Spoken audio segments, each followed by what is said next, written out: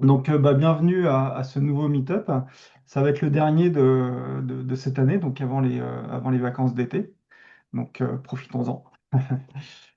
Ce dont je vais vous parler, excusez-moi, ce dont je vais vous parler, donc c'est un programme OKR réussi. Donc ça repose sur un cas réel que bien sûr j'ai maquillé pour pas comment dire, qu'on se reconnaisse. C'est surtout, j'ai eu une lecture a posteriori de ce cas. Et la question que je me posais, c'était est-ce on a bien un cadre pour articuler la stratégie, l'organisation et l'agilité? Alors pourquoi j'ai mélangé tout ça? Déjà les OKR, c'est un cadre pour articuler la stratégie, l'opérationnel. C'est un outil, les OKR, qu'on utilise de plus en plus dans le cadre de l'agilité, même si ce n'est pas un outil de l'agilité en tant que tel. Et j'ai ajouté la partie organisation, c'est un petit peu le focus justement d'aujourd'hui, tout simplement parce que la stratégie a un impact sur l'organisation a un impact sur la stratégie. Faut mélanger un petit peu tout ça. Donc, j'essaie d'avoir une lecture un petit peu globale de l'entreprise à travers ce retour d'expérience. Donc, le contexte très macroscopique, c'est une start-up de 80 personnes, un modèle plutôt B2B2C, donc un petit peu plus complexe, avec des intermédiaires. Le secteur, pardon, c'est un marché en expansion.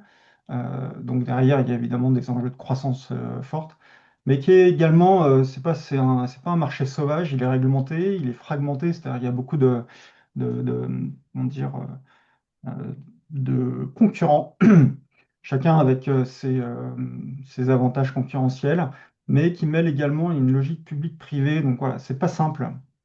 En revanche, l'ambition stratégique de cette startup, elle est simple, elle est devenir un leader de son secteur.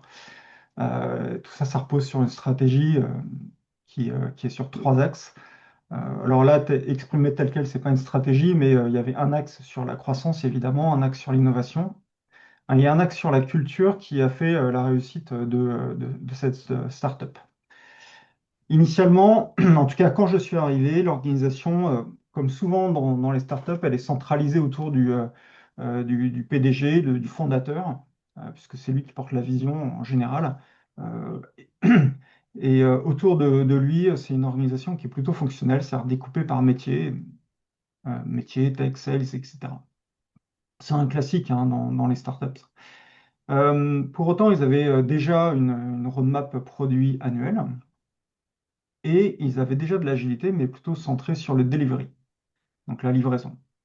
Et puis, pour finir un petit peu le tableau de cette startup, donc on avait beaucoup de choses déjà présentes, un COMEX hebdomadaire, ça c'est moins fréquent pour régler tous les points, hein, tous les blocages, toutes les difficultés, et qui était organisé autour de la roadmap et Docker stratégique.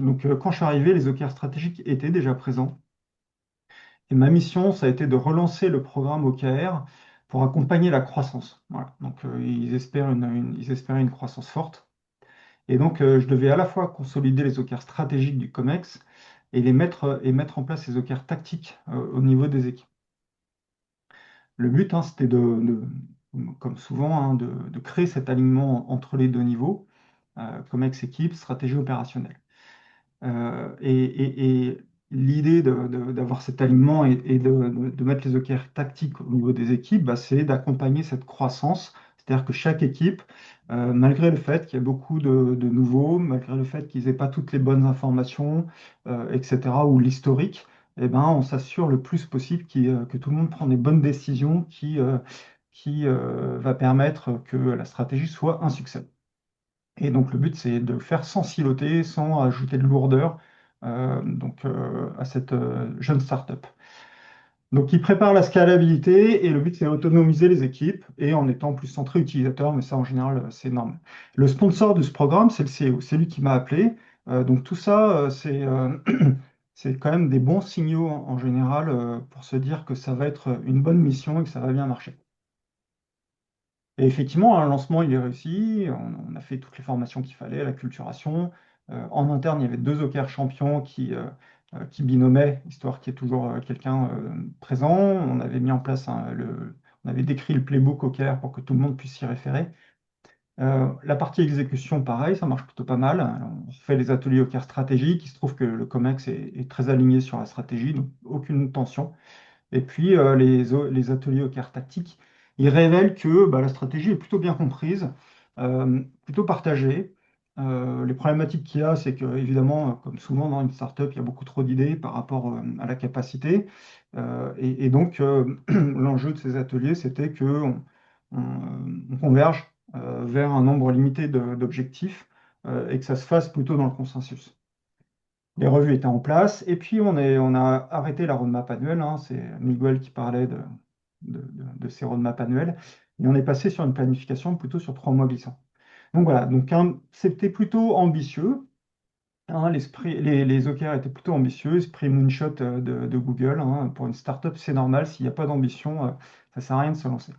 Donc encore une fois, bah, tous les signaux étaient au vert suite à ce lancement. Bilan après quelques cycles du bon, c'est-à-dire que, on avait dépassé les OKR d'équipe pour passer sur des OKR plutôt transverses, plutôt produits. Certains objectifs étaient atteints, d'autres non, mais ça c'est la vie, je dirais, des OKR. On retrouve les difficultés classiques, hein, difficulté d'identifier les bonnes métriques, d'avoir plutôt des résultats clés, enfin des résultats clés plutôt que des initiatives. Bon, ça, on en a parlé juste avant, mais je dirais que ça c'est normal au début, quand on n'a pas encore bien euh, changer l'état d'esprit et aller vers du pilotage par l'impact. Il y avait beaucoup de business as usual également, mais ça, c'est voilà, donc fallait faire le tri au niveau des initiatives liées aux OKR. Donc, en tout cas, tout était cohérent, je dirais, dans le cadre d'un lancement d'un programme OKR pour une startup. Donc, les signaux toujours en vert. À votre avis, qu'est-ce qui se passe après avoir lancé ça? Ouais. Ouais, c'est comme un cliffhanger dans une série Netflix, là. Exactement. Concrètement. C'est un peu facile de deviner, non? Ça peut pas être le vert. Ça pourrait. Oui, surtout vu le titre de la session, il va se passer quelque chose. Mais là, moi, a priori, en tant que coach Joker, je vois rien d'anormal et je suis plutôt confiant. Euh, donc, la suite, c'est quoi? Euh, on commence quelques cycles plus tard à avoir des symptômes qui réapparaissent, un silotage qui se réinstalle, des priorités un petit peu flottantes, alors que quand même tout ça avec des OKR partagés, transverses, et puis bah, en limitant le nombre d'objectifs, ça ne devrait pas exister. Certaines confusions entre les équipes produits, les équipes projets, des arbitrages qui passent sous le radar des OKR. Donc tout ça, c'est pas des bons signaux, on va dire, après avoir lancé un beau programme comme ça. Donc il y a un bug, enfin il y a des bugs plutôt même. Et on va essayer de décrypter, hein, si c'est possible, ce qui s'est passé. Et pour décrypter, je vais vous proposer les OKR types, hein. Évidemment, j'ai réécrit les choses parce que ce ne sont pas les vrais OKR, mais l'idée est la même. Donc, il y avait un OKR enfin, lié aux opportunités business, hein, avec un partenaire stratégique. Donc, le but, c'était de réussir le déploiement opérationnel d'un projet pilote. Résultat clé, ça tournait autour du taux de satisfaction à la fois sur les clients et à la fois avec le lien partenaire. Et puis quelques initiatives clés type, donc constituer l'équipe projet, finaliser le cadrage technique. Un deuxième OKR, il y en a quatre en tout, hein, donc un deuxième OKR, c'était passer à l'échelle du produit, c'est-à-dire bah, le produit phare était déjà existant avec des clients, mais par contre, ils n'étaient pas au niveau du marché par rapport à leurs ambitions. Et donc, ils vont se focaliser là-dessus. Donc, notre produit est porté par une organisation autonome, alignée et scalable pour accompagner une croissance business x5. Résultat clé, 100% des contributeurs au produit appartiennent à des équipes produits autonomes ayant leurs propres objectifs tactiques. Donc, hein, c'est dans ce cadre-là que moi je suis arrivé. Réduire de 30% le temps moyen de prise de décision sur les priorités produits. Donc, derrière, il y a les problématiques de time to market. Donc, ça va aller vite pour répondre à la demande, on va dire. Et puis en termes d'initiatives clés, ça tourne autour bah, de documenter le périmètre produit, il parlait de squad, mais c'est également commencer à construire les domaines métiers, les hubs métiers transverses. Donc on s'organise autour du produit. Troisième OKR, tourne autour de la qualité et de la fiabilité au service de la croissance. C'est-à-dire, en gros, le produit manipule des données sensibles comment dire, c'est un petit peu nouveau, c'était un petit peu nouveau dans l'usage du secteur. Donc, un des points pour se différencier de la concurrence, c'est justement avoir un niveau de service irréprochable et puis avoir des processus fiables et prédictibles. Donc, résultat clé, on commence à s'engager sur un niveau de service premium. Et donc, résultat clé, c'est qu'il y en a qui achètent ce service premium et en plus, ils sont contents de ça. Et en termes d'initiative, bon, on va définir un SLA, un Service Level Agreement de ce niveau-là premium. Et pour y arriver, on va mesurer les flux autour de 5 process critiques.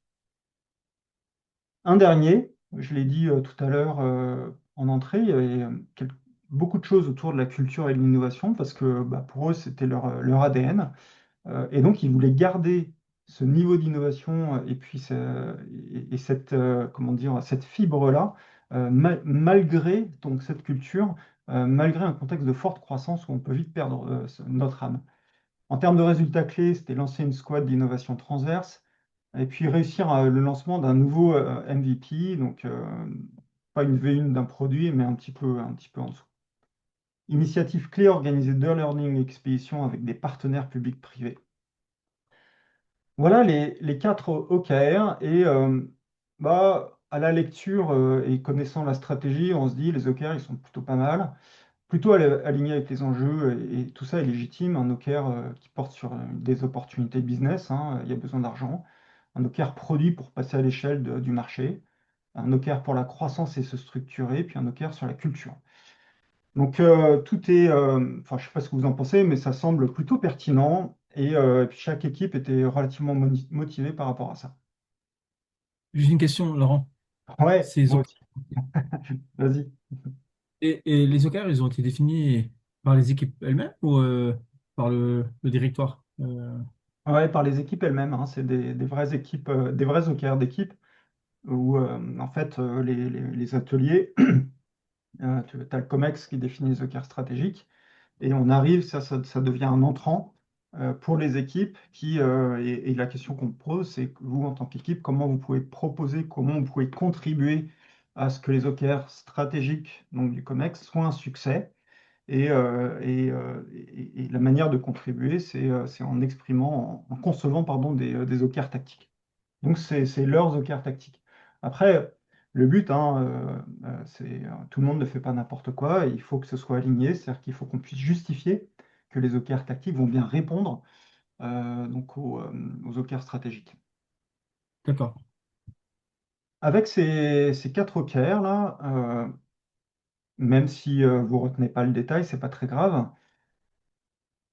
Est-ce que vous voyez un problème? La question est délicate, hein, parce que moi je l'ai pas vu au début. Il n'y a pas de baseline en fait. Il n'y a pas de tel Aziz vers tel objectif. Enfin, il n'y a pas de au niveau des métriques. Oui, alors là, les OKR, je ne les ai pas forcément bien écrits, hein. C'est pas vraiment D'accord. c'est pas la photo exacte des OKR. On Ah, ok, considère qu'ils sont bien écrits. J'ai juste donné la thématique. ok. Ok. Voilà. Ouais. Non, le but, c'est pas de challenger les OKR, hein. Ok, ok. Est-ce qu'il y a bien des KR honneurs sur chaque KR? Il y a des OKR honneurs, puisque c'est les OKR d'équipe. Donc, oui, dans les OKR stratégiques, il y avait des membres du COMEX qui portaient les OKR stratégiques. Et puis, dans les équipes, il y avait des OKR honneurs aussi. Ok. Euh, c'est une startup, il y a peut-être un problème de cash flow. Non, non, non, il y a de l'argent. Non, le problème n'est pas de la trésorerie ou de l'argent ou du financement. C'est un problème plus subtil et un peu plus profond. Euh, Est-ce que c'est pas tout ce qui n'est pas listé dans les OKR? Tout ce qui est... là, euh, c'est une bonne question. Euh, mais en l'occurrence, là, c'est ce qui est listé dans les OKR. Ok. Alors, il y a peut-être d'autres problèmes, hein, mais moi, ce que je vais vous essayer ce sur quoi je vais essayer de mettre le doigt, c'est plutôt lié à ça. Est-ce que les équipes ont la main pour faire bouger ces OKR-là ou c'est quelque chose de plus transverse, ces OKR? Non, non, ils avaient la main. Et- Mm. Est-ce qu'ils pouvaient mesurer Ouais, leurs voilà. OK?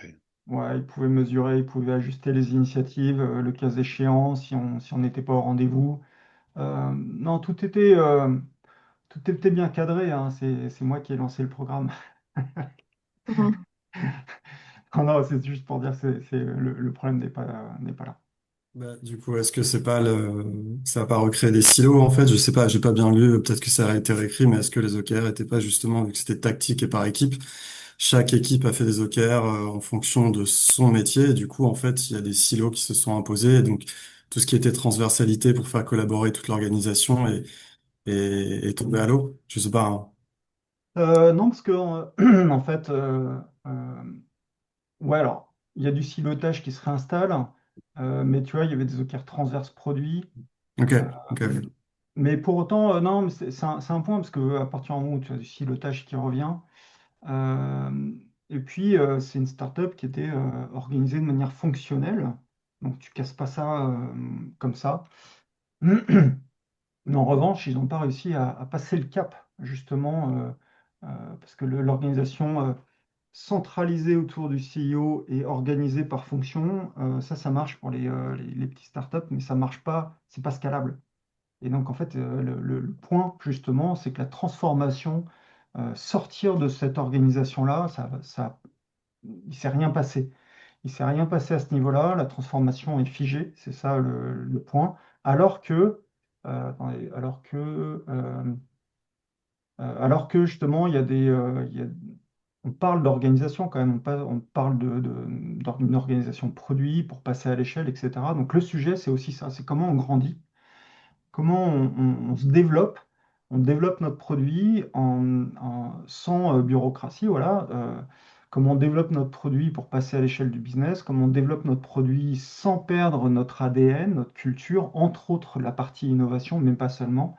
Donc l'enjeu, il est dans cette transformation pour accompagner le développement. Est-ce que c'est parce qu'ils ont perdu Le leur foie, market fit, enfin, ils sont les dans le foies. chasme, hein, où Comment, justement, pardon? ils sont dans le chiasme, tu sais, c'est cette phase de recherche de marché où justement, ils arrivent pas à passer le cap.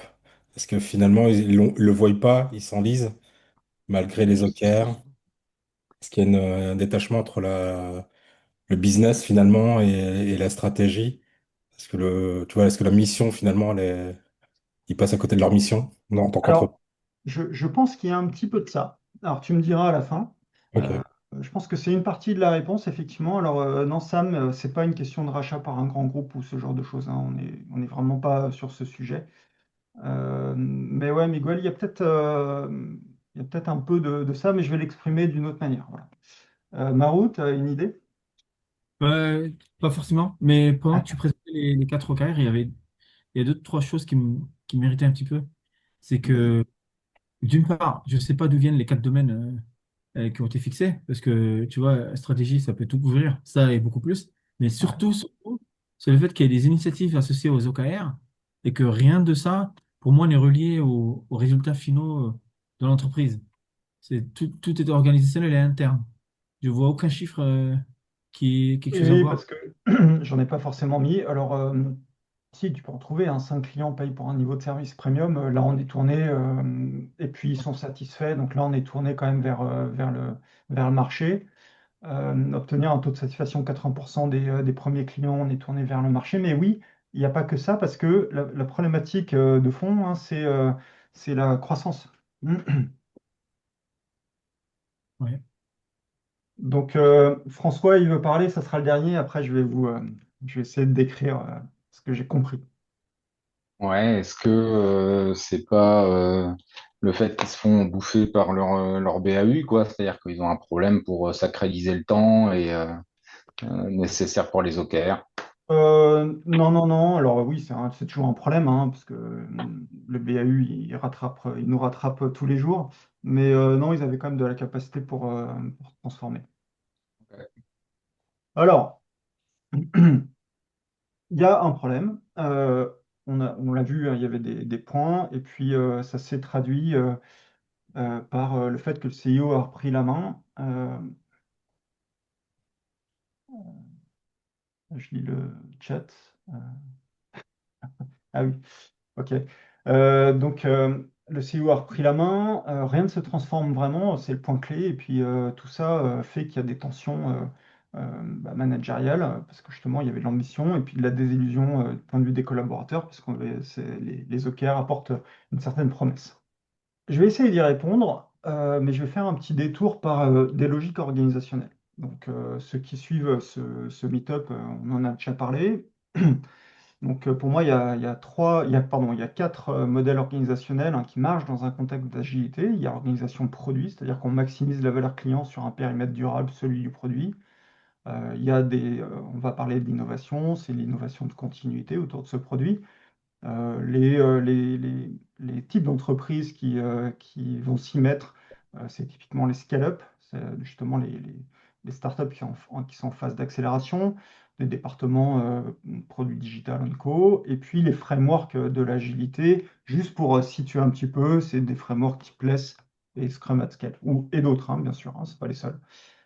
Il y a l'organisation plutôt orientée projet, agile, certes. Donc, on va exécuter un objectif précis avec une fin définie, une temporalité, etc. Là, l'innovation, elle est dirigée. On trouve beaucoup cette organisation dans pas mal d'entreprises, mais notamment les sociétés de services, les ESN. C'est leur métier. Et puis aussi tous les contextes de transformation dans les entreprises. En termes de framework, il y a des frameworks comme DSDN, qui n'est pas très connu en France. Et puis, tout ce qui est PMI, hein, ils ont racheté il n'y a pas longtemps l'Agile Alliance, donc ça fait longtemps qu'ils se transforment et qu'ils vont vers des projets agiles. On a l'organisation réseau. Et là, on va faire émerger l'innovation depuis la périphérie de l'entreprise ou de l'organisation. On est dans une innovation qui est plutôt ouverte. Euh, comment dire, avant, c'était de la R&D, c'est devenu des labs d'innovation, c'est tout ce qui touche à l'entrepreneuriat.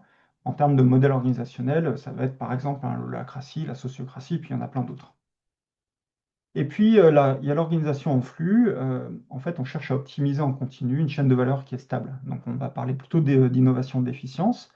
On le retrouve généralement dans l'entreprise, dans tout ce qui est exploitation des actifs, ou alors les organisations qui sont vraiment orientées service client, par exemple. En termes de framework, on a l'entreprise service planning de David Anderson, on a le Kanban at Scale, ce genre de choses. Pourquoi je vous parle de ça? Ayez bien en tête ces quatre logiques organisationnelles, même si vous ne comprenez pas forcément le détail ou vous ne voyez pas forcément le détail de tout, ce n'est pas très grave. Mais l'idée, c'est de se dire, en fait, en face, pardon, de chaque OKR, on peut y mettre une logique organisationnelle. Dans l'OKR de l'opportunité business, il était question d'équipe projet. Euh, En face de l'OKR produit, c'était pour passer à l'échelle, hein, c'est l'organisation produit. Le POM, la POM, c'est le Product Operating Model. Pour la partie OKR, pour la croissance et la structuration, en réalité, derrière, ce qu'ils veulent mettre en place, c'est une partie de flux, de gestion de flux, avec du Kanban, hein, c'est la base. Et puis, les OKR culture, hein, c'était vraiment un aspect réseau, et réseau, entre autres interne, mais également externe sur l'écosystème, sur leur écosystème. Et donc, là, si on commence à avoir cette lecture-là de ces OKR, on se dit, ouais, tout est normal, tout a un sens. Vous n'avez pas la stratégie et les OKR plus stratégiques, mais c'était bien aligné. Sauf que on met un petit peu de tout, quoi. Et pas assez pas assez pour rendre l'organisation cohérente, et puis trop d'un petit peu de tout pour que l'organisation soit lisible, même si c'est une petite entreprise. Et au final, le truc là, c'est qu'on commence à tomber dans le syndrome de l'organisation zombie qui fait un petit peu de tout et qui finalement n'arbitre pas, ne décide pas, ne se positionne pas clairement. Et donc la transformation est très très compliquée dans ce cas-là. Là, donc le programme OKR, il a marché. Les OKR, ils ont fait le job.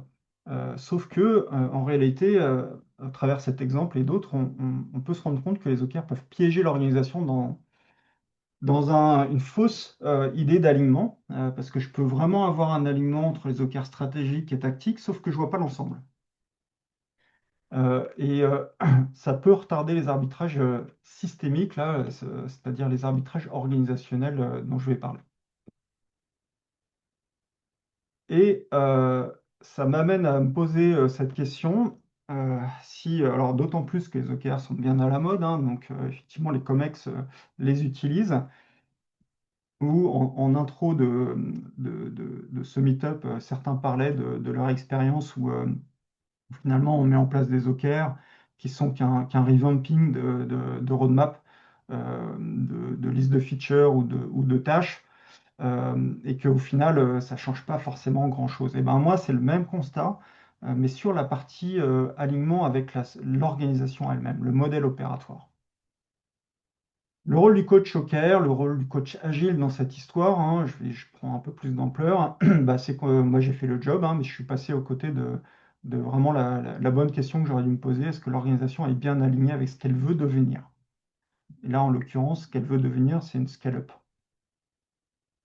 Et donc, comment éviter d'être le bras armé de ce désalignement? C'est toute la question que je me suis posée. On va faire un petit détour par un modèle, j'appelle ça la saison stratégique. C'est le cycle de vie, hein, des actifs de l'entreprise, d'un produit par exemple. Euh, L'image, c'est bah, on est au printemps, on va semer les graines et on ne va pas toucher tout de suite les bénéfices de ce qu'on plante évidemment. Pendant l'été, on va accompagner le développement, la croissance de ces graines et on va commencer à récolter les fruits de tout ça à l'automne, pas avant. Et puis vient l'hiver et on va préparer la prochaine récolte et ça sera potentiellement une autre graine, d'autres fruits, etc. On peut appliquer cette métaphore-là au produit, au projet de ce qui est manipulé ou piloté, on va dire, plutôt dans l'organisation. Et dans cet exemple-là, ce qu'ils croyaient avoir, c'est ça. C'est-à-dire, ils pensaient avoir un produit, leur produit phare, qui est déjà en mode automne, c'est-à-dire on récolte les fruits et puis on exploite. Et à côté de ça, avec des projets opportunistes, hein, les projets business avec les partenaires, qui sont déjà en phase de développement et de croissance. Et ils avaient beaucoup d'ambition sur le fait d'avoir d'autres produits, donc de lancer déjà un MVP. Ils pensaient déjà avoir planté les graines et passer à la phase de développement, tout en cultivant leur réseau, leur écosystème d'entrepreneuriat. Ça, c'est ce qu'ils croyaient avoir. Et les OKR ont essayé de refléter ça. Le problème, c'est que ce qu'ils ont vraiment, ça ressemble plutôt à ça. C'est-à-dire que le produit phare, il n'est pas encore fini d'être développé, il n'est pas du tout à l'échelle du marché. Un des OKR, c'est justement passer à l'échelle, faire x5. Donc on n'y est pas encore. Que les projets opportunistes, ils sont effectivement dans la phase de développement. Euh, Ils essayent d'avoir le MVP au même niveau que le réseau entrepreneurial. En réalité, il n'y a rien.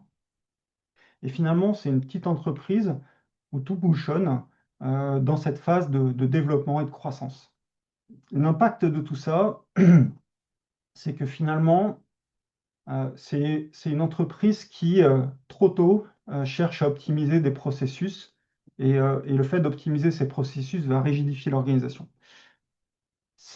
L'autre impact, c'est que bah, en fait, ils sont en train de restreindre l'innovation sur une équipe, euh, la squad innovation, même si elle est transverse, elle va être restreinte à une équipe, sachant que l'équipe produit, là, ils sont en train justement d'optimiser les processus. Donc, quand on optimise les processus, on arrête l'innovation ouverte, on freine l'innovation de continuité, on se focalise sur l'innovation d'efficience, c'est-à-dire de rendre efficients nos processus.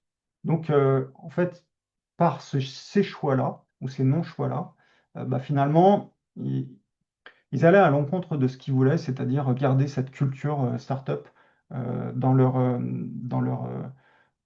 phase de développement. Avec leur produit phare, l'idée, c'est qu'ils se disaient, bah voilà, nous, on a une organisation produit autour de ce produit, et, ça marche, parce qu'ils avaient quand même de l'argent. Et donc, avec notre MVP, on va dupliquer l'organisation produit, et comme ça, dès qu'on aura un nouveau une nouvelle idée, on pourra dupliquer cette organisation produit partout. Donc en fait, ils avaient dans l'idée une scalabilité de l'organisation par duplication d'une organisation, sauf qu'elle n'a pas encore fait ses preuves, elle était encore balbutiante. Et puis trop de sujets, donc il y a une dilution des capacités et finalement ça impacte le time to market, alors que à ce moment-là, ils cherchaient justement à le raccourcir. Donc le bilan que reflétait le choix des OKR, mais de manière un peu subtile, c'est trop de complexité trop tôt. Donc, c'est, je dirais, la porte ouverte pour créer cette dette organisationnelle qui n'est pas encore vraiment visible, mais qu'on va subir par la suite et qui a un impact business. Je vous propose, hein, avant qu'on discute, d'avoir une relecture de cette organisation avec un des modèles que je développe dans le framework Agile for Enterprise. C'est la métaphore de la saison stratégique. En fait, c'est ni plus ni moins. Si on veut la structurer un petit peu quelque part, donc on a quatre phases. Quand on est dans le printemps, qu'on sème les graines, c'est la phase d'exploration. Dans cette phase d'exploration, les organisations privilégiées, ça ne veut pas dire qu'on ne peut pas faire autre chose, mais généralement ce qui marche le mieux dans ce contexte-là, c'est une organisation de projet ou une organisation de réseau de petites startups. Dans l'étape d'après, l'expansion, donc c'est l'été où on va développer. Là, ce qui marche bien dans l'agilité, dans cette zone-là, c'est une organisation produit. Effectivement, on la trouve de plus en plus, hein. Dans la phase suivante, qui est la phase d'exploitation, donc voilà, on avait un produit, une petite idée, on l'a passé à l'échelle, donc on avait validé le business model à petite échelle, on l'a passé à l'échelle du marché avec notre organisation produit, et à un moment donné, elle bascule en mode exploitation. On va la viabiliser, on va en toucher les bénéfices de ce qu'on a investi. Et dans cette zone-là, dans cette phase-là, les organisations, les modèles organisationnels pardon, qui fonctionnent le mieux, donc c'est l'organisation de projet, les réseaux intra-entreprises, donc imaginez des business units qui soient relativement autonomes, ou une organisation en flux qui peut être une évolution agile de ce qu'on a connu autour des organisations matricielles, ce genre de choses, même si ça ne fait pas rêver cet aspect-là. Et puis à la fin, on a l'exclusion, c'est-à-dire à un moment donné, si on veut rester léger, si on veut pouvoir piloter facilement, embarquer toute l'entreprise facilement, il faut se désengager des produits, des services qui sont plus trop viables. Et donc là, le mode projet reste intéressant. Pourquoi je montre ce modèle? C'est qu'on peut avoir une relecture de cette organisation avec ce modèle. En réalité, ce qu'ils auraient dû faire à leur stade, compte tenu de leur stratégie, hein, c'est pas, ça ne part pas de rien, en fait, c'est d'être focus sur l'été, c'est-à-dire l'expansion, et d'être focalisé sur leur produit qui n'est pas encore passé à l'échelle. Et donc, par rapport à ça, c'est de se mettre en ordre de marche avec une organisation de produit. Cette phase-là, elle est critique en réalité, parce que la phase d'exploration, qu'est-ce qu'elle a démontré? En gros, c'est le passage de la startup à la scale-up. La startup, l'enjeu, c'est de démontrer, de trouver un business model qui soit viable et de montrer qu'il est viable à petite échelle. Et cette zone d'expansion, le but, c'est de passer le business model, de démontrer qu'il est viable à plus grande échelle, à l'échelle du marché. Donc ça veut dire développer le produit et développer l'organisation qui le produit. D'où ce choix d'organisation produit. Donc s'il cible ça, ça veut dire que le focus il va être sur l'efficacité avant l'efficience, il va être sur l'innovation produit avant l'innovation d'efficience ou arrêter l'innovation ouverte. Donc ça change pas mal de choses. Ça veut dire qu'on aurait pu avoir une relecture de leurs OKR et dire, voilà, par rapport à ce focus-là, certains OKR n'avaient pas de sens ou arrivaient trop tôt. Là, le but, hein, c'est pas dire que l'organisation produit, c'est ce qu'il y a de mieux, on est d'accord, hein, c'est que dans leur contexte, c'est ce qu'il y avait de plus pertinent. Et surtout, ne pas s'éparpiller dans plein de modèles différents. Donc là, c'est pas les OKR qui sont un constat d'échec, ni le fait d'une équipe ou d'une autre, c'est d'avoir toute cette dispersion. Et Les OKR n'ont pas su le montrer, même si on a des OKR tactiques et des OKR stratégiques, parce que c'est une vue partielle, c'est pas une vue systémique qui englobe toute l'organisation. Même si on a de l'alignement, ça ne veut pas dire que globalement on a une cohérence avec la stratégie. On a, dans cet exemple-là, plutôt cherché à empiler des bonnes pratiques issues de différents modèles pour essayer de répondre un petit peu à tout. Et surtout, ce qu'on n'a pas fait, c'est arbitrer et de faire des choix forts. Et les OKR, ce n'est pas un modèle opératoire, donc il faut construire ce modèle opératoire. Là, pour moi, les frameworks classiques, agiles, n'apportent pas de réponse à cet enjeu d'entreprise. Encore une fois, je suis passé à côté, alors que tout semblait OK. Donc, et on va finir là-dessus. Donc ça, c'est un cas réel, bien sûr, hein. Il y a plein de simplifications dans les OKR, j'ai pris des raccourcis dans les explications. Mais le but, c'est de vous inviter justement à réfléchir à votre propre organisation et vous poser des questions, a priori, dans quelle zone vous êtes. Est-ce que vous avez le bon modèle? Est-ce que vous avez fait les arbitrages qu'il fallait par rapport à à ce que votre organisation veut devenir? Et pour finir, donc, notre rôle là-dedans, c'est d'avoir une approche plus systémique. Notre rôle, il n'est absolument pas d'être stratège, de proposer des stratégies, ça c'est juste pas notre job. En revanche, par rapport à des stratégies, proposer avoir une lecture plus grande que l'opérationnel, remettre en question le modèle opératoire, essayer de rendre visible ce que j'ai essayé de rendre visible, accompagner la relecture collective avec différents modèles, et puis refuser de jouer contre le système sous couvert d'agilité. En tout cas, c'est même si on ne le fait pas de manière, je dirais, euh, en conscience. Voilà. Et bah, tout ça, c'est ce que j'essaye de proposer avec le framework Agile for Enterprise, hein. C'est cette lecture systémique de l'agilité entreprise qui soit en cohérence avec ce qu'elle veut vraiment être. J'ai fini pour la présentation. Je pense que vous avez des questions, en tout cas, je l'espère. Bravo. Je vais commencer, comme ça je vais lancer, parce que Vas-y. je me suis censuré pendant ta présentation. Euh, c'est- j'ai- Pendant qu'on discutait tout à l'heure de ce qui aurait pu être le problème, j'arrive pas à mettre la main vraiment sur ce qui méritait en fait depuis le début. Ouais, C'est et j'étais parti sur une direction que ce que toi t'as présenté. La ouais, direction que mon intuition m'a apporté, c'est que je me demandais si euh, les groupes de travail ou les équipes se cachaient derrière une espèce de operating model, tu vois, pour passer en mode autopilote, en gros, comme on tend tous à le faire. Enfin, souvent les systèmes en entreprise tendent à le faire. C'est pour ça qu'on ouais, utilise des frameworks, on adore ça. C'est une sorte d'homéostase dès qu'il y a beaucoup d'équipes qui ont des purposes, enfin des missions ou des raisons d'être différentes. Et je me suis demandé si c'était ça, mais comme je pensais que c'était trop philosophique, je ne l'ai pas mentionné. Mais je me demande si c'est relié à ce dont toi tu as parlé. Est-ce que tu vois un parallèle entre ce dont je parle, si tu m'as compris, et ce que toi tu as observé? Euh, je ne sais pas si c'est des réflexions philosophiques. En tout cas, j'essaie d'avoir des réflexions systémiques. Je pense que toi aussi.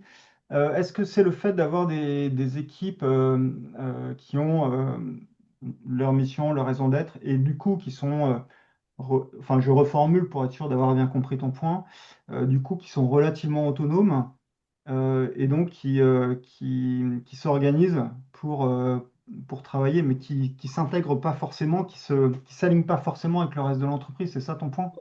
Non, non, en fait, Qui vivent en autarcie? non, non, pas forcément qu'elle soit autonome ou qu'elle Ok. cherche. C'est que quand je parle d'homéostase dans la systémique, c'est que en fait, on a des états d'équilibre. En fait, Oui, on ne connaît pas avant d'avoir découvert le système. On ne connaît pas chaque système a ses propres points d'équilibre. Et dès qu'on installe une espèce de système opérationnel, comme un système d'OKR par exemple, ouais, qu'il soit simple ou compliqué ou scopé ou pas, on tend à se cacher derrière et se dire, bon, bah, là, on perd un peu en pouvoir de décision, si tu veux, autonomie. Donc, on va se cacher derrière, on va exécuter tout ce que nous dit le système de carrière. On va perdre, en fait, en capacité d'innovation, de travail, d'autonomie, ce que tu as mentionné. Et je me demandais si toi, tu avais aussi observé cette tendance-là, à se cacher derrière le système de carrière et se focuser dessus au lieu de se focuser sur... En fait, on a le système, on peut travailler avec, ça nous aide à automatiser les tâches, à nous focuser, à être plus efficace, mais il ne faut pas qu'on oublie qu'il faut quand même qu'on fasse le travail de réflexion critique. Je le vois pas forcément de cette manière-là, parce que justement, quand on amène les OKR, normalement, ça change et ça re-questionne euh, la manière dont on voit le business et comment on essaye d'exécuter tout ça. Mais en l'occurrence, ce que je vois effectivement, c'est que les OKR ont pour mission normalement d'exécuter la stratégie. La stratégie a pour mission de nous transformer, nous amener d'aujourd'hui à un succès de demain. Et effectivement, j'ai pris cet exemple parce qu'il est assez caricatural, mais la réalité, c'est que les entreprises que j'accompagne sur les OKR se transforment rarement. C'est bien le sujet. Ça veut dire qu'ils sont pour reprendre ton point, ils sont dans un système qui est plutôt stable. Et puis même si on met un cadre par-dessus qui est censé les transformer, en fait, ils reviennent à leur stabilité, alors qu'il est censé les transformer. Alors pourquoi? Je ne sais pas, j'ai pas toutes les clés de lecture, et puis ça, c'est qu'un use case, donc ça serait, ça serait une mauvaise idée d'en tirer des conclusions, de généraliser ce point-là. Je pense qu'un des points, c'est que les OKR sont, pour certains, utilisés justement pour optimiser le business, pour aligner les gens, pour que les gens soient plus euh, performants vis-à-vis de ce business, mais pas forcément pour se transformer justement. C'est-à-dire que c'est pas, euh, je vais essayer de le dire simplement. Normalement, c'est un outil d'exécution de la stratégie. En fait, ça questionne la stratégie. Est-ce que c'est vraiment une stratégie quand le but, c'est de faire mieux en optimisant ce qu'on a déjà sans se transformer? Finalement, les OKR sont pas, les OKR vont nous aider à être un peu plus performants, mais ne changeront pas le système. Donc, c'est Et quelle intention? Pour moi, ça questionne l'intention de celui qui est sponsor de ce programme OKR, l'intention euh, qu'il a en essayant de lancer un tel programme OKR. ouais, donc je rebondis une dernière fois pour pas que ce soit un dialogue pour passer la main.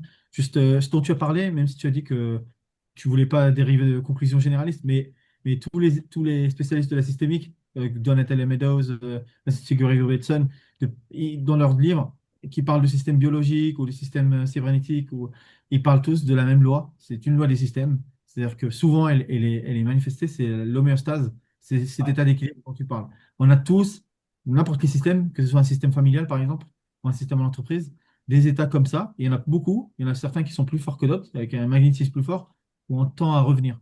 Donc avec Hmm. un système de cohérent ou pas, on va essayer de le tordre. C'est inconscient, hein, c'est une propriété du système intrinsèque qui va essayer de renaviguer vers cet état-là. Tu vois? Une dictature, par exemple, on peut installer des systèmes politiques n'importe lesquels, elle va tendre à redevenir une dictature. Donc, à moins que les individus dans le système changent. Et la deuxième chose que je voulais dire, pour passer la main, c'est tu as parlé euh, euh,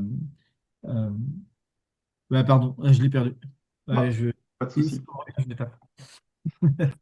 Pas de souci. Alors donc en attendant que quelqu'un reprenne la main, c'est bien un des points que j'essaye de faire avec ce framework, c'est cette lecture systémique dans le sens où je propose différents modèles, hein. Le modèle que j'ai montré là, il s'appelle le modèle 4E, mais il y en a d'autres. Et en fait, euh, au-delà enfin, comment moi aujourd'hui je m'en sers, premier cas d'usage, c'est justement d'avoir une lecture de l'entreprise sous différents angles pour identifier ces désalignements, identifier justement ces incohérences, pour ensuite challenger le statu quo, pour challenger le système stable et voir comment le changer, mais pas le changer pour l'agilité, peu importe, je dirais, mais le changer évidemment pour le business. Ouais. J'ai une question, Laurent. Ouais, Du coup, tu dis que c'est une vision systémique d'entreprise. Là, dans l'exemple que tu donnes, on est donc sur une startup qui a qu'un seul produit à un moment donné de sa vie, qui est donc une création de produit. Donc, je vois bien l'archétype. ouais. Dans une entreprise où il y a plusieurs produits, ils peuvent avoir plusieurs archétypes. Et pourquoi je pose la question? Parce que justement, quand tu as présenté plusieurs archétypes, ça m'a pas choqué justement en fonction enfin, de l'avancement du produit. Hein. Sur un produit qui est en cours de création, tu as une approche agile, produit, itérative. Voilà, tu es dans la découverte, ça me choque pas. Par contre, un autre produit qui est beaucoup plus mature, donc là, tu vas plutôt sur une approche plutôt en flux, plutôt lean. Donc du coup, tu vas avoir un autre archétype. Ouais. Comment, dans ta vision globale d'entreprise, tu mixes ces archétypes qui sont pas forcément... Parce que toi, tu parlais de l'entrecroisement un peu zombie, et finalement, je me dis que c'est pas forcément zombie, ça peut coexister dans certains types d'entreprises. En fait, tu as raison, et même ça va coexister. Parce que la plupart des entreprises, donc je suis en train de lire ce que le point de Marou, là, c'est effectivement l'injonction contradictoire. En fait, je te réponds juste après, hein. Euh, dans ma réflexion autour d'Agile for Enterprise, j'ai beaucoup réfléchi justement à ces paradoxes organisationnels, essayer de les résoudre. Et un des paradoxes, ce serait justement de se dire, euh, eh ben, enfin, un des premiers paradoxes, un des plus connus de l'entreprise, c'est comment gérer ce qu'on appelle une organisation ambidextre, c'est-à-dire à la fois en exploration et en exploitation. C'est un sujet qui fait réfléchir beaucoup de dirigeants et beaucoup d'académiques, de chercheurs. Et puis la réponse avant, c'était simple, avant l'organisation ambidex, c'est bah, faut se concentrer. Et on va se concentrer sur l'exploitation de notre produit, notre avantage concurrentiel. Et on peut se concentrer parce que le cycle de vie était long. Donc on pouvait y rester 5 ans, 10 ans, etc. Maintenant, les cycles de vie commencent à se raccourcir de plus en plus. Et l'organisation ambidex, c'est dire, bah, il faut faire les deux en même temps. Je peux pas me reposer sur mes lauriers trop longtemps, parce que sinon, bah, demain, je n'existe plus. Et donc, il faut que je fasse l'exploration. Et la réponse de l'organisation ambidextre à l'époque, c'était, bah, c'est facile, hein, c'est des spin-offs, c'est le département R&D, etc. C'est-à-dire soit de vraiment séparer structurellement les deux approches, soit de les séparer en tant que département. Et ta question est légitime, hein, parce qu'aujourd'hui, finalement, en vrai, tu as peu d'entreprises établies qui n'aient pas de portefeuille d'actifs stratégiques.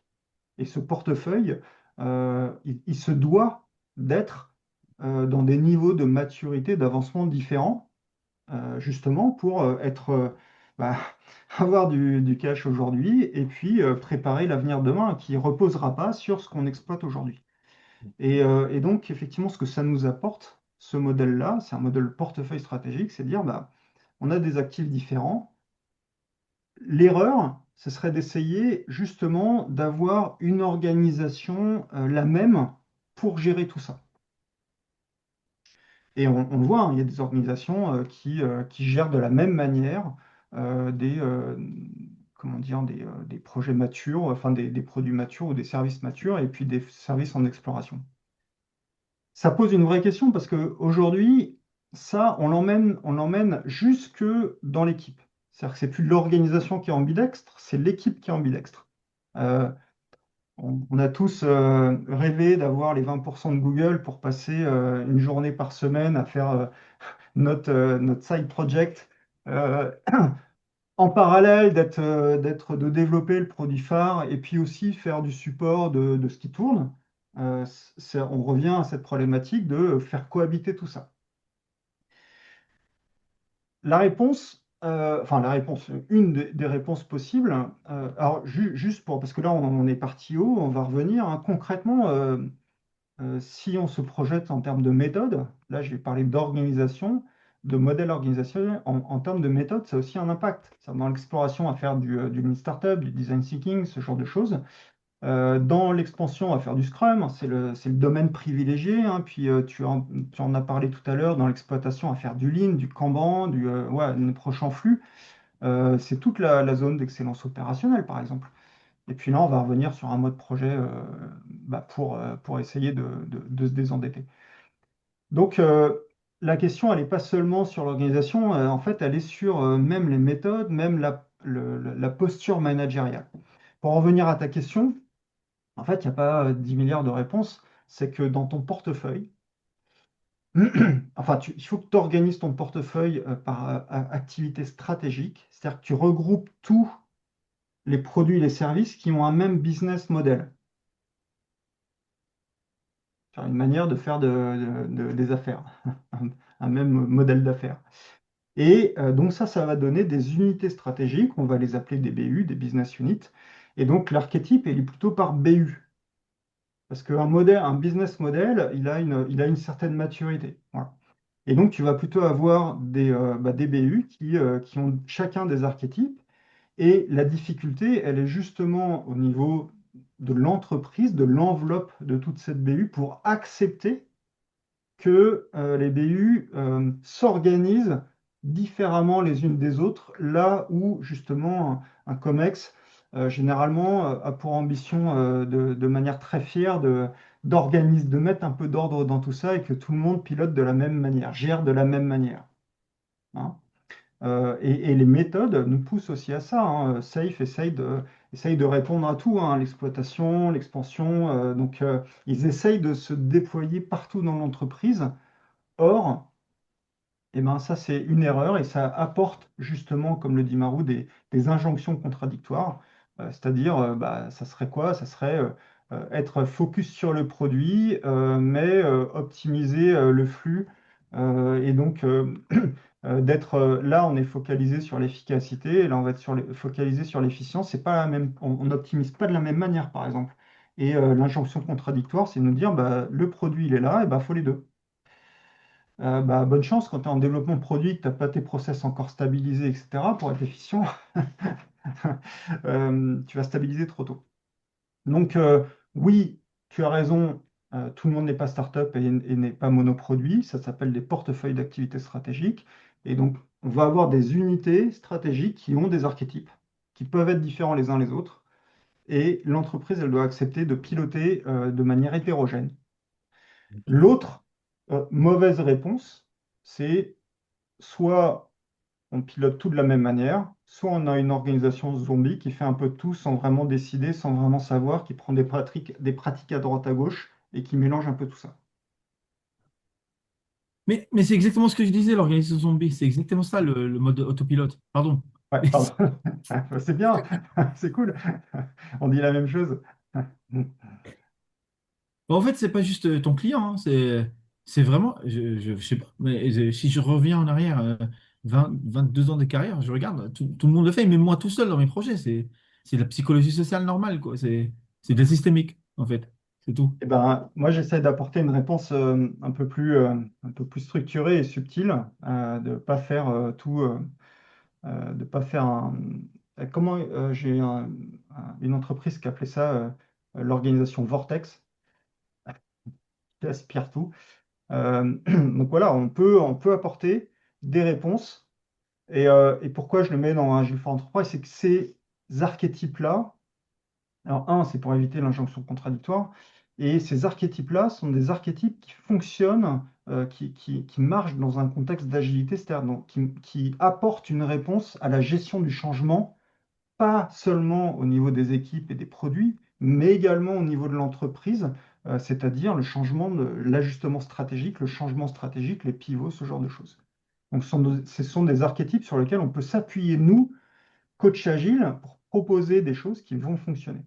Tu as Ouais, levé moi la main. j'ai une question. Ouais, j'ai une question quand on est dans le système. Ouais. Du coup, quand on est dans le bocal, comment tu arrives à voir vraiment tout ça? Euh, dans le bocal, j'y suis pas encore. En fait, non, mais c'est compliqué ta question, hein, parce que moi, je suis externe, donc Ouais, euh, ouais.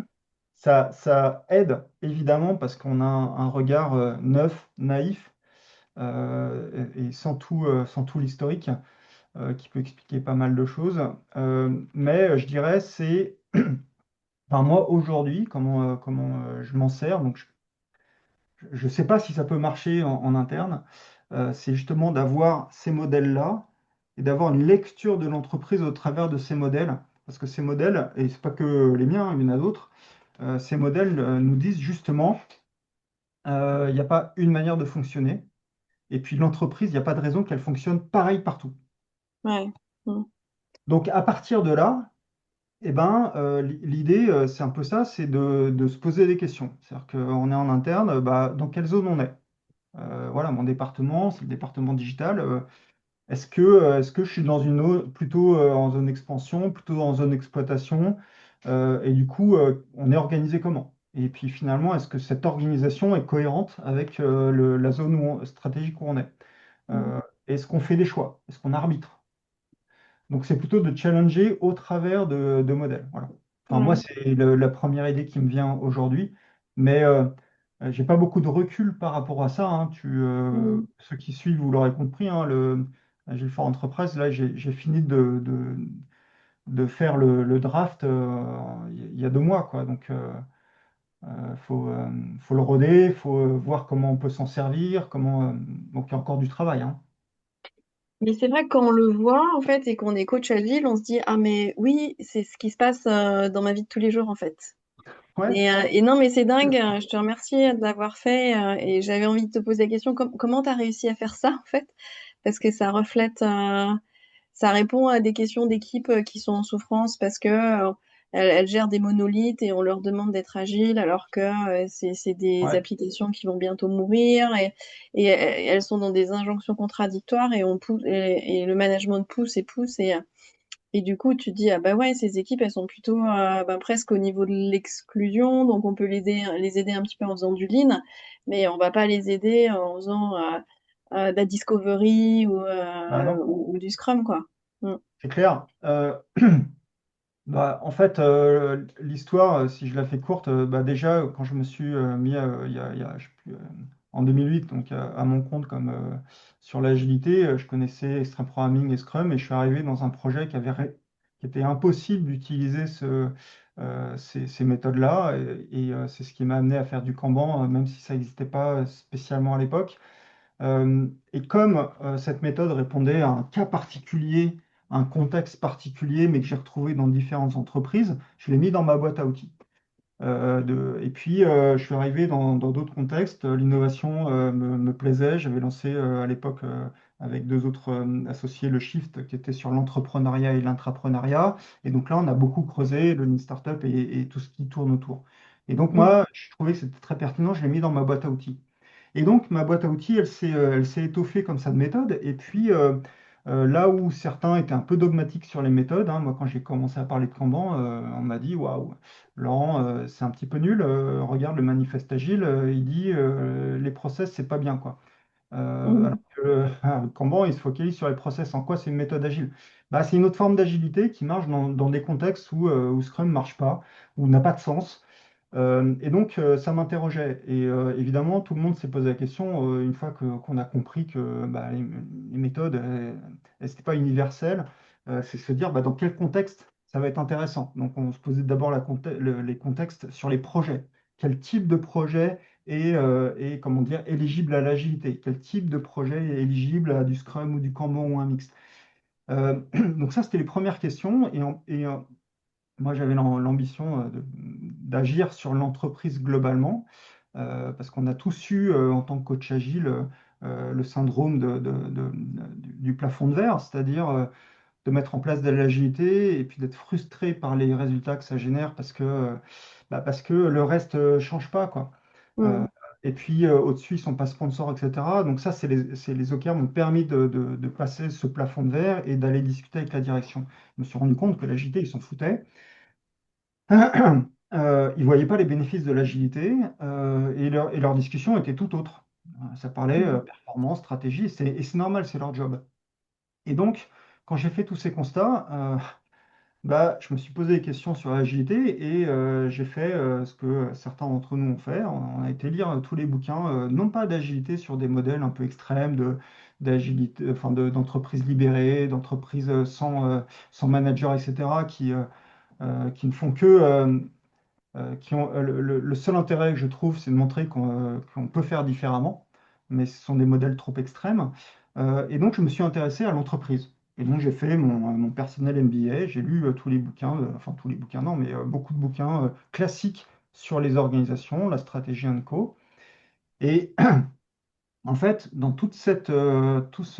comment dire, toute cette base de connaissances, elle est hyper riche. Nous, le problème de l'agilité, enfin, un des problèmes de l'agilité, euh, c'est qu'on a présenté l'agilité logicielle en réaction à l'approche classique waterfall de développement. Mm. Et, et on a toujours dit, regardez, Boulle est nul, ils font ça comme des pieds en cascade. Regardez, nous, on fait ça très bien. Donc, on était en réaction.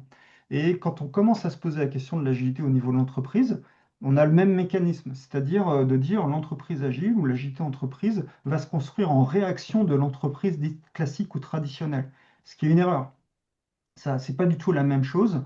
En réalité, l'entreprise, quand on lit toute cette histoire, l'entreprise, les modèles organisationnels suivent l'évolution sociétale, l'évolution du business. Et en fait, l'agilité arrive à point nommé. C'est une réponse adaptée au contexte d'aujourd'hui. Et l'entreprise, c'est plutôt une évolution, pas une révolution. Enfin, l'agilité au niveau de l'entreprise, c'est plutôt une évolution qu'une révolution.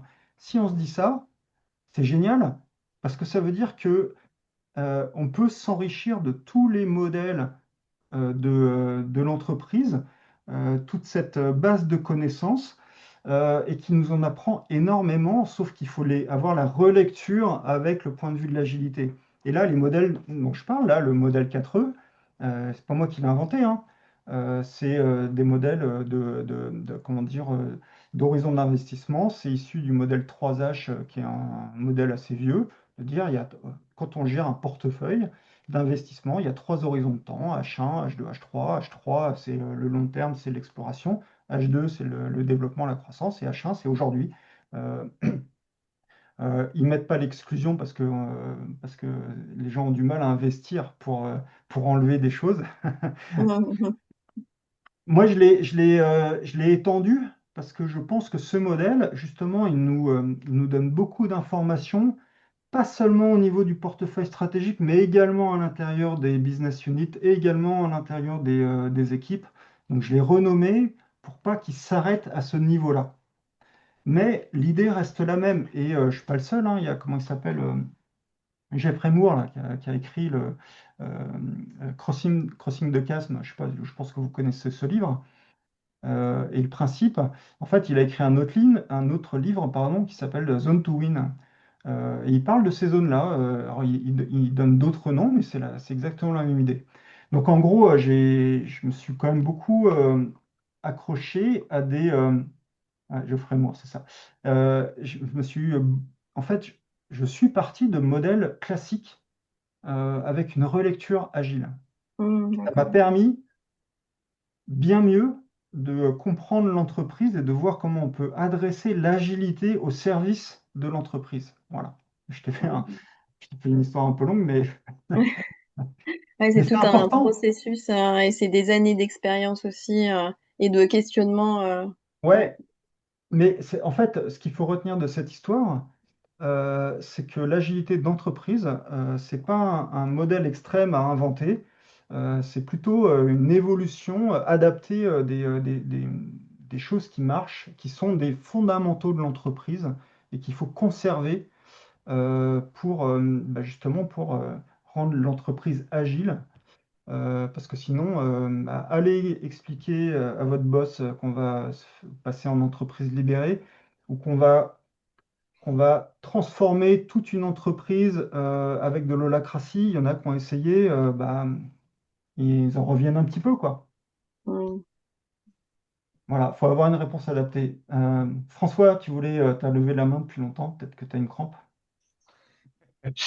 Non, en fait, j'ai du mal à voir, parce qu'en fait, ce que tu dis globalement que finalement, une des réponses, ça pourrait être d'organiser l'entreprise autour de portefeuilles stratégiques par type d'archétype ou de business unit par type d'archétype.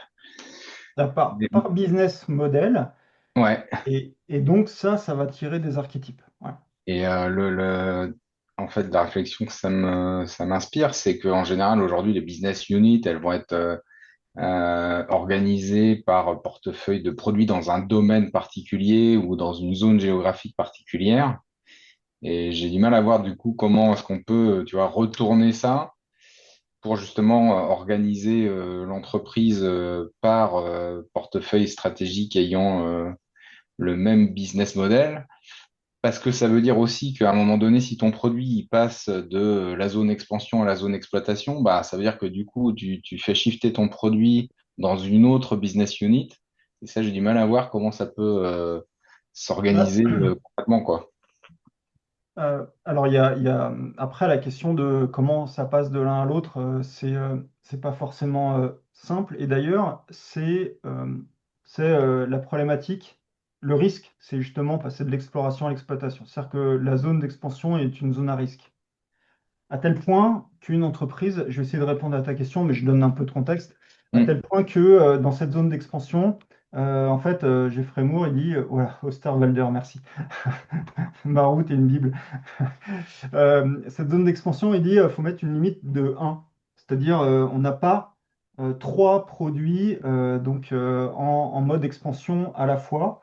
Et c'est tellement risqué que c'est le CIO qui pilote cette partie-là.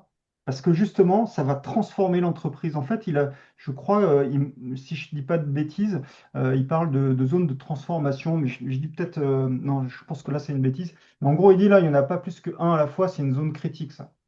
Et Mm. donc, à la barre, c'est le CIO. Et le problème que les gens qu'on a tous, enfin, tous connus, qui est connu, je veux dire, plutôt depuis pas mal de temps, c'est le dilemme de l'innovateur, c'est-à-dire ce produit-là, il met en danger le reste, parce que justement, c'est pas le même business model. D'accord? Il met en danger le reste, et donc il faut qu'il soit vraiment sponsorisé au plus haut niveau pour qu'il n'y ait pas un rejet. Après, donc ça, c'était pas ta question, hein, après, la question, c'est comment lui, il va aller dans l'exploitation. Donc, en fait, ça dépend de la stratégie qu'il va garder.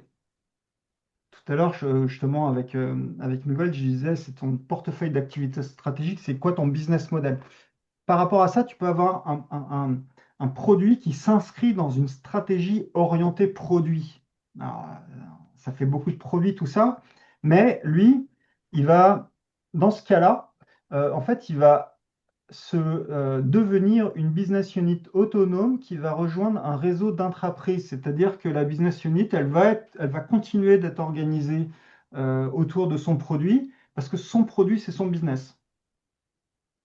Et donc, et si tu as une entreprise avec plusieurs produits avec une stratégie orientée produit, tu en arrives à cette organisation qui est un réseau d'entreprises.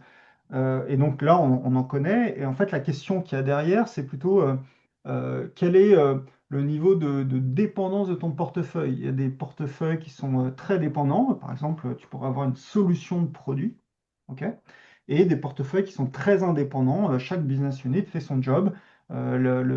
L'exemple classique qui a beaucoup marqué Jorgen Appelo, parce qu'il a créé Unfix autour de cette idée, c'est Hire, où il y a 4000 startups. Alors, c'est pas une startup parce qu'une startup, elle est pas viable, mais donc c'est 4000 entre startups et entreprises. Donc, bah, le cheminement, c'est voilà, réseau de mini startups. Il y en a qui marchent, qui deviennent un produit et qui ensuite passent en mode exploitation, mais dans une organisation plutôt réseau. Après, si tu as un portefeuille qui est avec beaucoup de dépendances, comme une solution, en fait, ton produit, il va rejoindre ton organisation qui exploite d'autres choses, mais qui va rentrer en mode flux. C'est-à-dire que ça va être une chaîne de valeur qui va passer en flux avec du Kanban, qui va, comment dire, euh, qui est beaucoup moins autonome, qui va reposer sur des services partagés, RH and Co. Là, tu pourras avoir euh, toutes les fonctions en mini, en réduit dans l'organisation de produit pour qu'elle soit le plus autonome possible. Quand elle va rejoindre la phase d'exploitation, elle va repartager avec les autres, par exemple. C'est ce qu'on a connu avec la matrice, hein. L'organisation matricielle. Eh ben, en fait, à un moment donné, quand ton produit il est Hmm. assez fiable, il rejoint la phase d'exploitation, ça devient une chaîne en plus, etc., etc. Sauf que l'organisation matricielle, ça a ses limites. C'est bien dans certains contextes et surtout, ça manque d'agilité. Et donc, l'organisation en flux ou en réseau sont une évolution, sont des évolutions de l'organisation matricielle. Donc, il y a une question d'intégration à un moment donné, euh, mais ça dépend de la stratégie Hmm. qui est derrière. Voilà. Je ne sais pas si ça répond à ton point, c'est un peu Ouais, compliqué. ouais, ça répond. Après, c'est des passages qui sont ultra douloureux, je pense. Bah oui. Et ça pose d'autres questions, et après je vais donner la main à Fabrice. Ouais. C'est que euh, ça touche la question de la mobilité. C'est-à-dire que un des principes qui est presque devenu un dogme aujourd'hui de l'agilité au niveau des équipes, c'est de dire l'équipe est stable. À quel horizon de temps, etc. C'est difficile de répondre, mais on a cette image de l'organisation stable. Et pourquoi stable? Parce qu'on nous a mis derrière des modèles de performance. Hein, le modèle de Tuckman, là, où je ne sais plus si c'est celui-là. J'attends Marou, le chat de Marou pour confirmer le modèle de Tuckman, ou d'un autre, je ne sais pas. Et qui dit quoi? Pour que l'équipe soit performante, c'est pas une question d'agilité, il faut qu'elle soit stable. Voilà. Et puis qui passe par différents niveaux, 4 niveaux, je ne sais plus.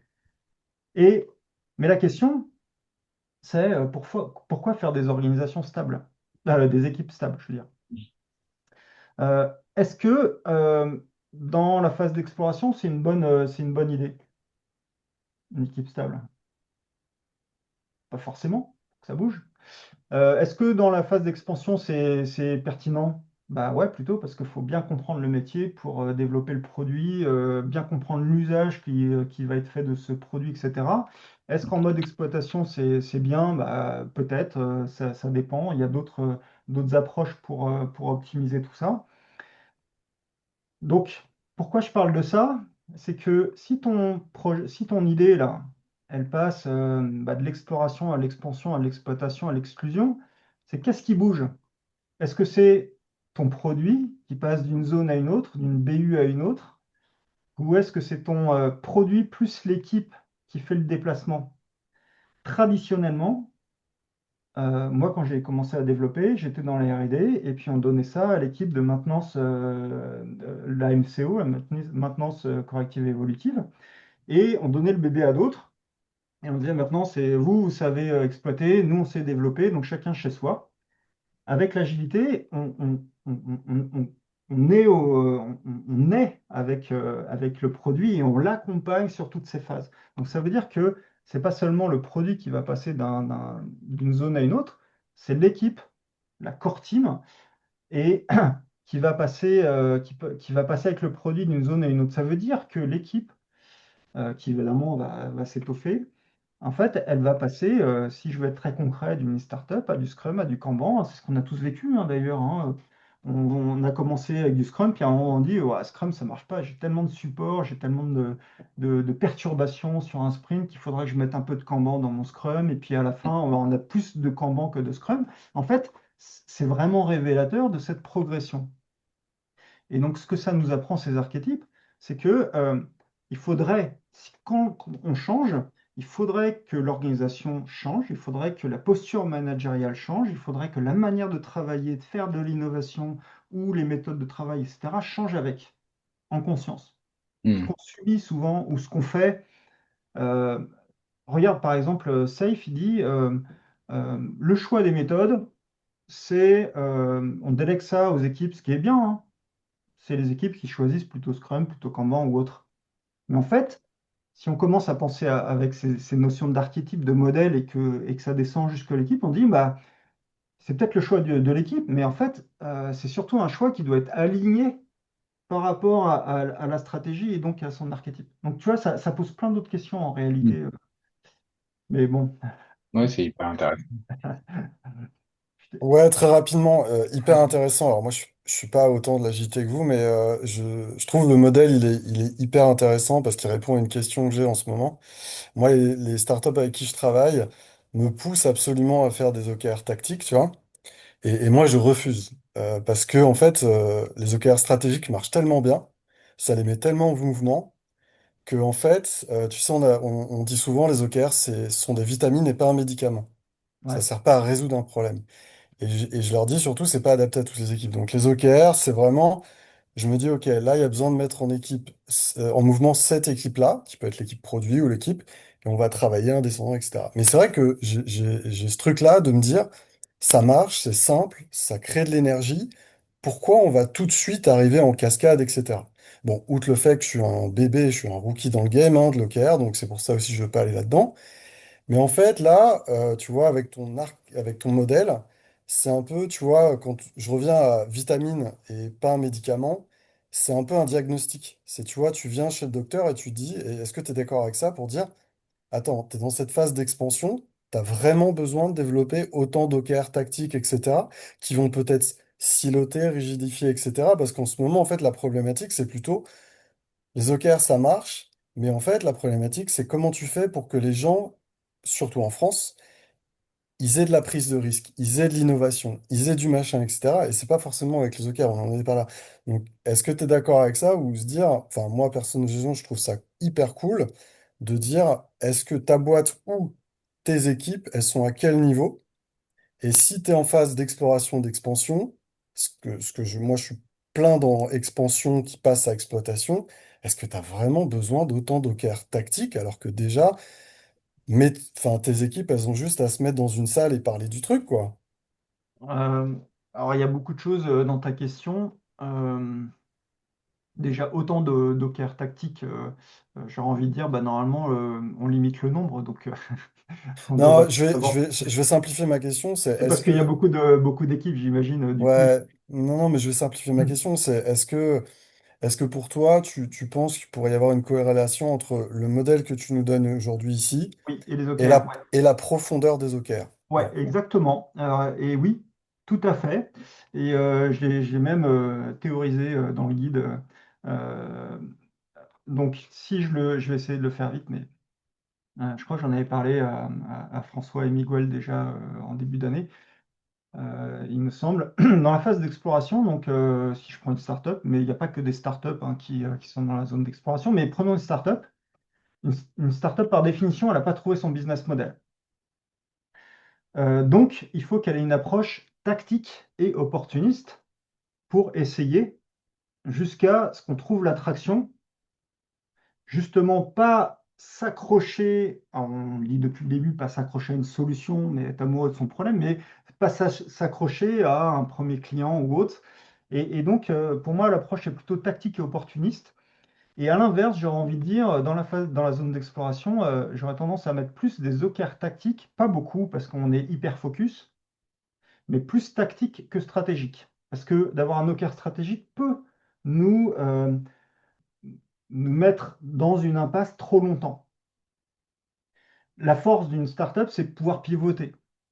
Donc le pivot, c'est sur son business model. Donc c'est pouvoir dire, en cours de route, mon OKR stratégique, je le mets à la poubelle.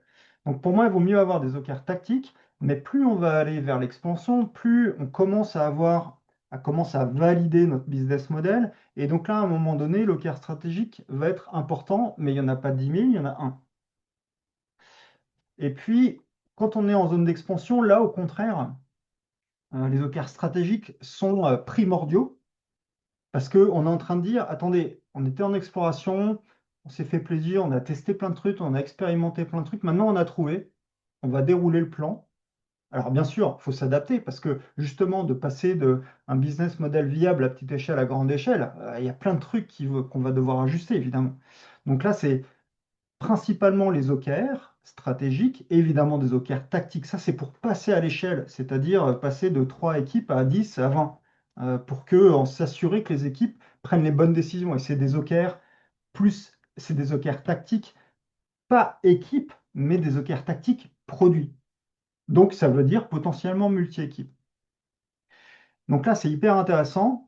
Et les OKR stratégiques sont plus des OKR produits parce que dans cette phase d'expansion et surtout les startups, enfin, donc là, on est dans une scale-up. Encore une fois, là, généralement, enfin, aujourd'hui, le produit égale le business. On n'a pas encore un portefeuille, etc. Et donc, bah, ces OKR plutôt produits. Plus on va aller vers l'exploitation, plus ces OKR stratégiques produits vont devenir des OKR stratégiques business.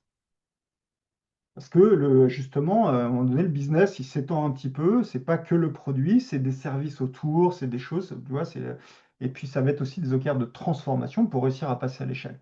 Donc là, les OKR tactiques sont toujours bons, mais les OKR tactiques sont toujours les OKR tactiques produits. Là, l'OKR tactique, l'OKR stratégique il passe de produit à business. Et quand on est dans la phase d'exploitation, là, c'est différent parce que bah, la stratégie, elle est exécutée. On exploite maintenant. On a trouvé notre avantage concurrentiel, on l'a bâti, on veut le rendre viable le plus longtemps possible, donc on l'exploite. Et donc, c'est là où on est plus dans le domaine des KPI. Ça sert à ça, les KPI. C'est à piloter la performance d'aujourd'hui. Cependant, dans le temps, pour que notre avantage concurrentiel il reste pérenne, viable le plus longtemps possible, bah, faut faire des transformations parce que l'environnement change, parce que la techno change, parce que l'usage change. Et donc, on va avoir des OKR de transformation destinés à garder nos actifs viables le plus longtemps possible. L'agilité en a fait partie, etc. Et à un moment donné, on passe en mode exclusion. Là, on n'a pas forcément besoin d'OKR. Donc, oui, les OKR changent de nature et de profondeur tout au long de ce cycle. Ok, Tout- et ça tu l'as écrit quelque part, c'est ça? Moi, je l'ai écrit quelque part et c'est ce que j'utilise. Moi, ça m'aide clairement. Et l'autre point qui m'aide, c'est un petit bonus, c'est cadeau pour c'était Baby OKR, c'est que euh, faut éviter la cascade d'OKR. Ça, on l'a tous Ouais. dit, hein, c'est le management par objectif, c'est trop lourd, ça marche pas avec des cycles plus courts. Et puis, ça ne permet pas d'embarquer les gens, on ne s'appuie pas sur l'intelligence collective. Bon, pour plein de raisons, il ne faut pas faire la cascade OKR. Mais si on ne cascade pas sur les niveaux hiérarchiques, comment on construit nos OKR? En plus de ça, on dit les bonnes pratiques, c'est plutôt d'avoir un cycle stratégique, un cycle tactique. Donc, je vais avoir 2 niveaux d'OKR et en face, j'ai 10 niveaux de hiérarchique. Donc, la question qu'on nous pose, c'est bah, on fait comment là? C'est bien gentil tout ça, mais où est-ce qu'on les met, quoi? Et en fait, la réponse, elle est à la fois simple, mais fallait la trouver. C'est dire que les OKR, c'est un outil d'exécution de la stratégie. Et donc, ils vont commencer au dernier niveau de prise de décision stratégique. D'accord? Donc, je peux avoir une cascade de stratégies, typiquement la stratégie de toute l'entreprise qu'on appelle corporate. Ensuite, des stratégies par business unit, Mhm. les unités stratégiques dont je parlais tout à l'heure. Et éventuellement, même, on peut aller un cran en dessous si dans ma business unit, j'ai différents produits, je peux avoir des stratégies produits, voire des stratégies par fonction, une stratégie marketing pour un produit, ce genre de choses. Et donc, je vais commencer les OKR au dernier niveau de prise de décision stratégique. Donc, si j'ai une stratégie produit, ça veut dire que mes OKR vont commencer à ce niveau-là. Je vais avoir des OKR stratégiques produits et ils vont s'arrêter, pas forcément jusqu'aux équipes, parce que ça n'a pas forcément de sens selon comment on est organisé. Ça va s'arrêter au dernier niveau de création de valeur puisque les OKR sont faits pour avoir un impact sur l'utilisateur, le client ou voilà, ceux qui vont utiliser. Et ben si jamais j'ai une équipe fonctionnelle avec des développeurs d'un côté et des testeurs de l'autre, donc c'est pas une équipe Scrum, ok, pas de souci, et ben évidemment je ne vais pas avoir d'OKR au niveau de l'équipe de dev, parce que seul, sauf si c'est des OKR de transformation qui touchent l'équipe, mis ça à part, eh ben, les devs seuls ne peuvent pas créer de la valeur sur les utilisateurs. Donc il faut se mettre au cran au-dessus. Donc dans Safe, ça peut être les trains, dans d'autres, ça peut être des chaînes de valeur, peu importe comment on l'appelle. Et donc si tu te dis ça, en fait, ça réduit bien le scope des OKR et tu n'as pas cette cascade-là et tu t'en sors avec 2, 3 niveaux. Voilà, ça c'était cadeau. Merci. Mais on pourra en reparler. Bon, on va arrêter, on a dépassé l'heure. Je ne sais pas, en tout cas moi, la discussion m'a passionné. J'espère que c'était le cas aussi pour vous. Il y en a au moins 10 qui sont restés jusqu'au bout. Donc voilà. Donc c'était pas pour... Il n'y a rien d'exploitable pour l'instant. Mais sachez que voilà, euh, Agile for Enterprise, le but, pardon, c'est de, c'est de, c'est de lancer la version 1, on va dire, cet automne. Donc là, ça existe déjà, le guide existe déjà, il y a entre 15 et 20 relecteurs qui sont en train de crash tester, on va dire, le guide, ce que j'écris. Et puis depuis avril, il y a une dizaine de coachs agiles seniors là, qui collaborent avec moi. Donc ça va vite arriver, on va en parler de plus en plus. Voilà, c'est tout pour moi. Et Super. donc Merci. c'était le dernier meet-up de l'année. Ah, Merci à tous. merci, Laurent. Et puis bah, j'espère que d'ici là, ça va effectivement vous pousser à la réflexion comme Miguel. Et que du coup, quand on va se revoir en septembre, on va démarrer sur les chapeaux de roue sur tous ces sujets. Mm. Merci à tous. Merci Merci beaucoup, beaucoup, Laurent. Laurent. Partage. Bonne Salut. soirée. Bye. Allez, ciao. Bonnes vacances. Vous aussi.